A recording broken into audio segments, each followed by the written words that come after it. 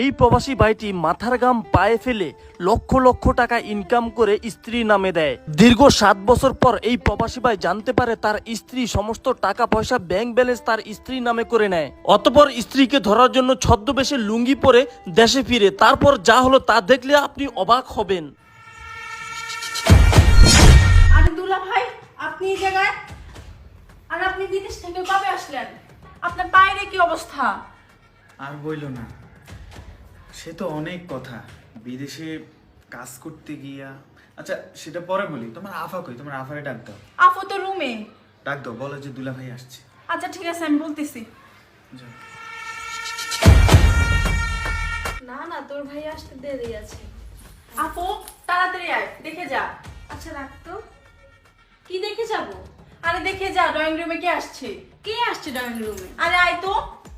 আশ্চর্য, কে আসছে বল? দুলা ভাই আসছে। কি? তোর কি মাথা খারাপ হয়ে গেছে? দুলা ভাই আসছে মানে? তোর দুলা ভাই আসতে আরো দেরি আছে, যা তো। আরে সত্যি দুলা ভাই আসছে, তুই দেখে যা। কি বলছিস তুই? আরে রিফা, তুমি তুমি কখন আসলে? কোনো কল মেসেজ নাই হঠাৎ করে।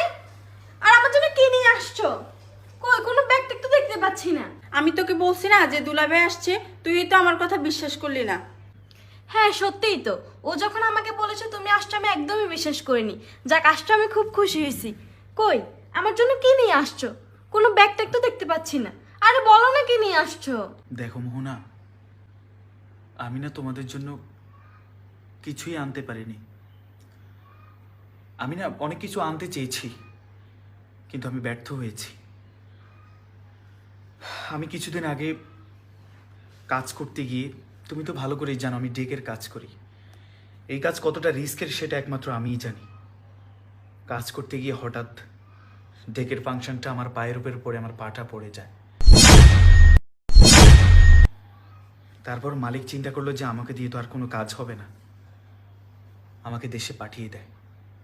আমি আমি কি করব আমি বুঝতে পারতেছি না।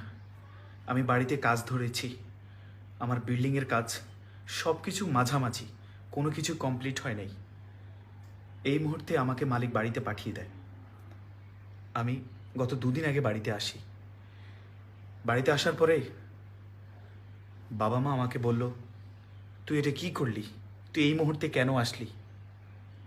পা গেছে গেছে, তুই তো ওখানে থাইকে অন্তত অন্য কিছু করে হলো টাকা পাঠাবি।